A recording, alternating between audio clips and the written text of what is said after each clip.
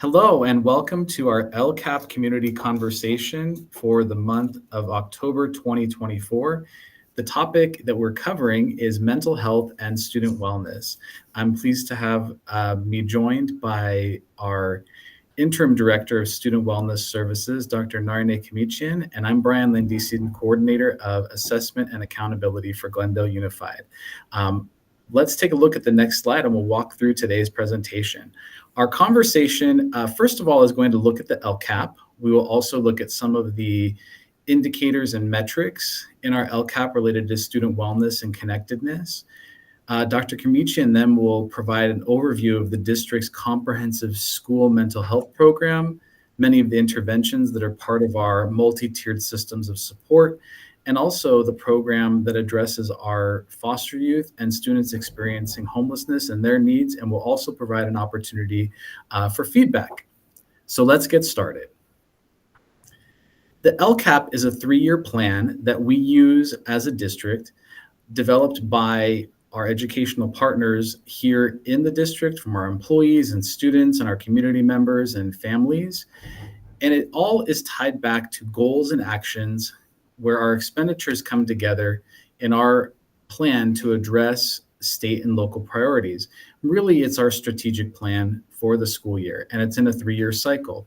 So California schools are funded by the local control funding formula, LCFF, and part of the LCFF is creating a plan called the LCAP that uses the LCFF funds to meet the needs of all students.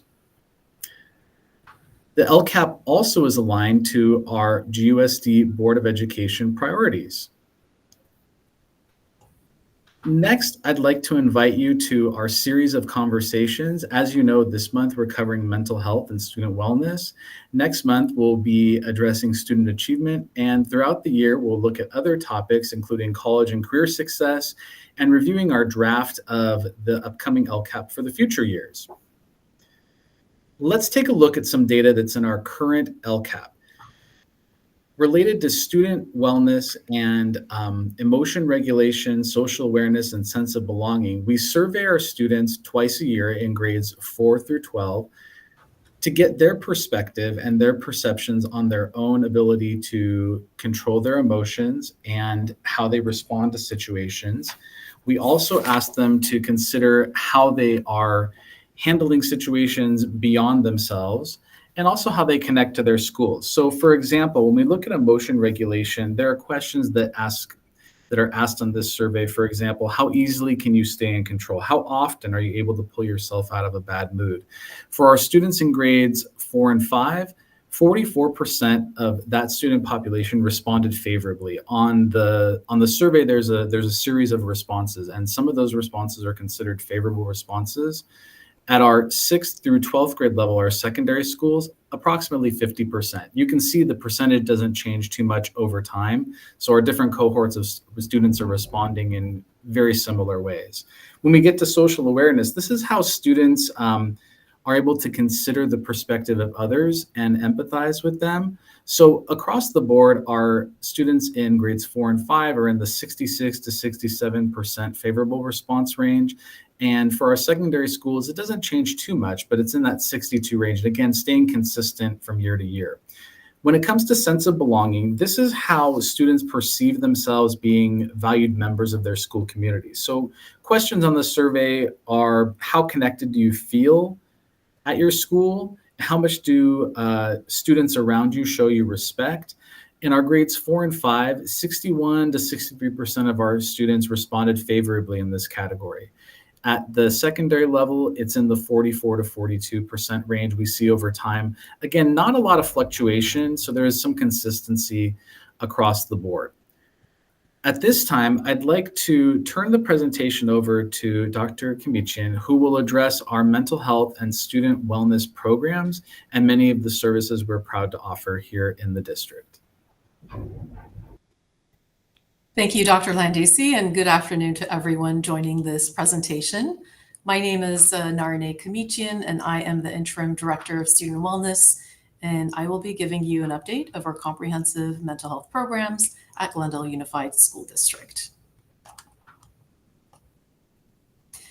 Our program is designed on a multi-tiered system of supports model where you can see the delivery is at 3 different levels. At the tier 1 level, we target all of our students, and this is where we provide universal supports, mental health instruction, district protocol, awareness campaigns. And at the tier 2 level, we provide targeted group interventions for specific at-risk students. And then again, we have activities that we offer at the tier 3 level, which are more for identified students. And these are our one-on-one intensive individual interventions. Before we get started on the topic of the different interventions that we offer, I wanted to give you an overview of some data. So in the 2023-2024 school year, we received a total of 1,550 counseling referrals. 938 of those referrals were for general education and 504 counseling. 407 of those referrals were for special education related services counseling, and we had approximately 200 referrals for telehealth counseling. In the current school year, and we've been in school for about approximately 2 months, we have already received 613 referrals, and you can see the breakdown of the referrals there. So we definitely do have a pretty large need when it comes to mental health counseling. I'd like to start out by talking a little bit about our suicide risk and threat assessment protocols that we follow in our school district. So we do have a comprehensive manual that we use on suicide risk and threat assessments, and this manual is revised annually based on recent data and research and best practice. We offer annual training to the mental health staff along with our teaching staff just to make sure that everyone has the latest information on warning signs, and then also for our mental health staff how to conduct these assessments properly. We collaborate with the National Threat Assessment Center, which is a branch off of the Secret Service, and they basically take a look at our manual and make sure that we have all the structures in place. And they are a great partner in reviewing some of our protocols and some of our cases that we might need some additional support or professionals to look at. Students who require a higher level of support and a higher level of care, and these are students where we conduct a suicide risk assessment ourselves, and we feel like we definitely want to consider potential hospitalization. We contact the Psychiatric Mobile Response Team, that is PMRT, through the Department of Mental Health, or in other situations we contact law enforcement, depending on each case. Our assessment team members include school administrators, school psychologists, school counselors, psychological services providers, and teacher specialists. In terms of crisis management, in the event of a crisis on campus, and this could be a sudden death of staff, student, or any other traumatic event on campus, our department works very closely with the school administrators, and we identify the scope of the crisis, the level of need for support, and we provide comprehensive care for students, staff, and parents. And we do this by providing immediate support with our teams that are dispatched to our school site. We facilitate communication, and then we come up with specific plans to monitor students who need different levels of support. And of course, we provide resources for long-term care. Throughout the year, we offer lots of training opportunities for our staff. I have put down some of the information here on this slide. We offer suicide prevention and intervention trainings. We offer recognizing and supporting students with emotional struggles and warning signs, mental health awareness, anxiety and coping strategies, gratitude and resilience, bullying, conflict resolution, and identifying and addressing trauma in schools. These are just some of the topics that we have offered training in for our staff. In addition, we also have parent training opportunities throughout the school year. We have done orientations for newcomer families, parenting classes, navigating emotional turmoil caused by war for some parents who have recently immigrated from countries who have experienced war trauma. addressing trauma with children, drug prevention education and dangers of fentanyl. And this year we will be focusing on digital wellness and social media. And our psychological services providers join Coffee with the Principal, and they present on different mental health related topics such as anxiety and coping strategies. Senate Bill 224 asks us to provide mental health instruction in the classrooms, and we do this through our health classes. Our newly adopted health textbook has 2 different modules on mental health, and this topic is also infused throughout the book as well. We have presentations by NAMI Glendale chapter on mental health, and then of course social emotional lessons in the classroom if this is something that the teacher requests or the principal requests. And this occurs in elementary classrooms. And then presentations through our wellness centers as well. Digital citizenship and wellness lessons. Again, this is a newer component to our program this year. We are going to be working with Pixel Health in collaboration with the ETIS department to bring some digital wellness lessons to our classrooms. The topics covered will be cyberbullying, social comparison, problematic usage, and misinformation. And we have a parent workshop on this topic. I would like to invite everyone on November 19th to join this workshop on impact of social media and screen time on mental health. This will be a virtual workshop, and the link will be shared with our parent community shortly. And of course, last but not least, in terms of our Tier 1 supports, are our wellness centers. We have wellness centers in our secondary schools and at some of our elementary schools.